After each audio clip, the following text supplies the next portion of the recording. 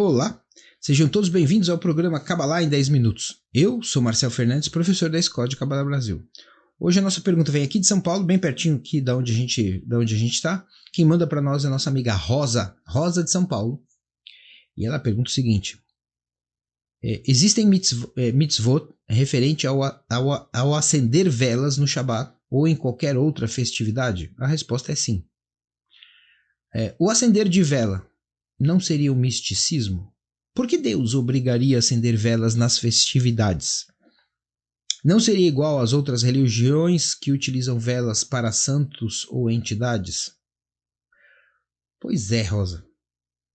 A resposta é simultaneamente sim e não. As duas coisas ao mesmo tempo. Bom, vou tentar te explicar aqui. Antes de eu começar a estudar Kabbalah, quando eu era mais jovenzinho, eu sempre tive muitos questionamentos como esse, né? A respeito das religiões, a respeito do comportamento, a respeito do conceito de Deus, né? E isso eu acho que era tão evidente em mim, que por incrível que pareça, o meu pai, que é um cristão muito religioso, ele chegou a acreditar um período que eu era ateu. Porque a maneira como a gente encarava a coisa, ele e eu, era muito diferente. Então ele chegou à conclusão equivocada de que eu era ateu. E um dia, eu me lembro disso, eu era bem jovenzinho, sei lá, um adolescente. E ele estava me criticando porque ele achava que eu era ateu, que eu não acreditava em Deus. Eu falei, quem falou que eu não acredito? Aí ele ficou meio surpreso. Quando eu falei isso, eu falei, eu só não acredito no teu Deus. Se você acha que o seu Deus é um homem caucasiano, de barba branca, sentado num trono, com cabelo comprido, que fica lá em cima enviando ordens para a humanidade, fica desapontado quando a gente não obedece e castiga todo mundo,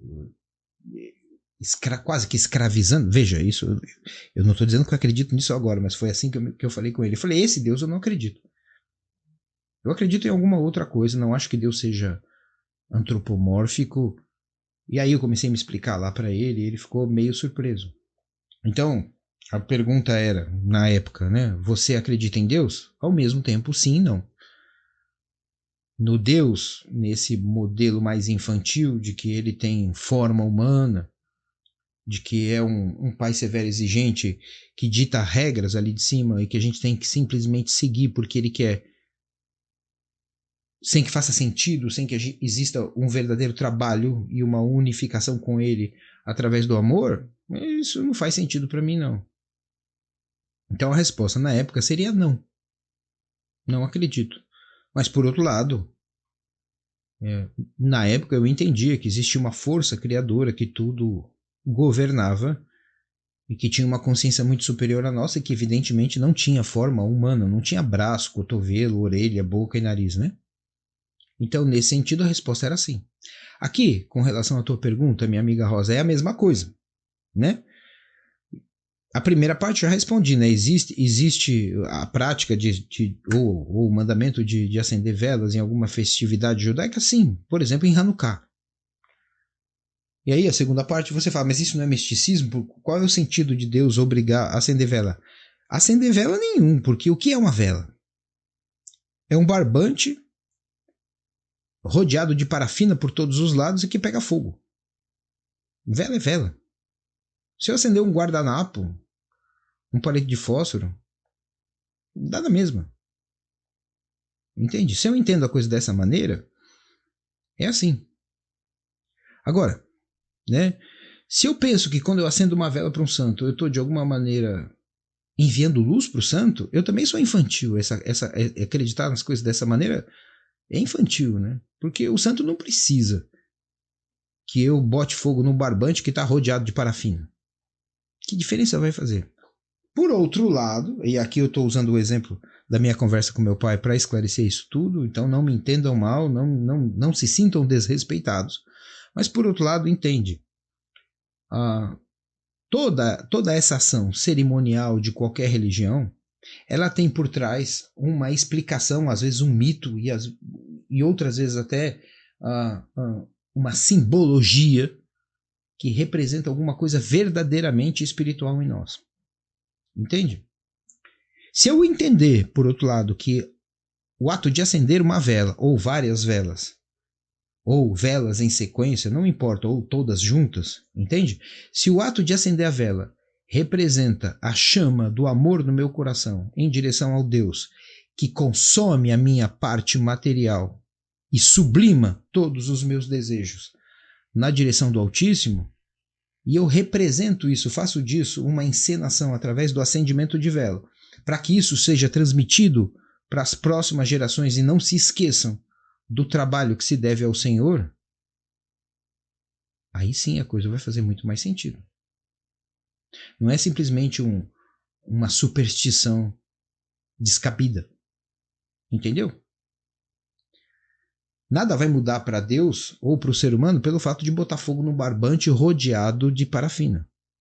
Mas muita coisa muda na gente quando repetidas vezes a gente acende uma vela, seja nas ocasiões, nas festas, ou mesmo voluntariamente, tentando representar a chama ardente no nosso coração de servir ao Senhor. Ainda que tenha que consumir a minha parte física, a minha disposição ao sacrifício para poder me aproximar do meu Deus. Não alguma coisa supersticiosa de que a vela leva a luz para a escuridão, e de que isso traria algum alívio para as almas, ou de que iluminaria o trono celestial. Não, nada disso. Isso é uma representação da própria pessoa.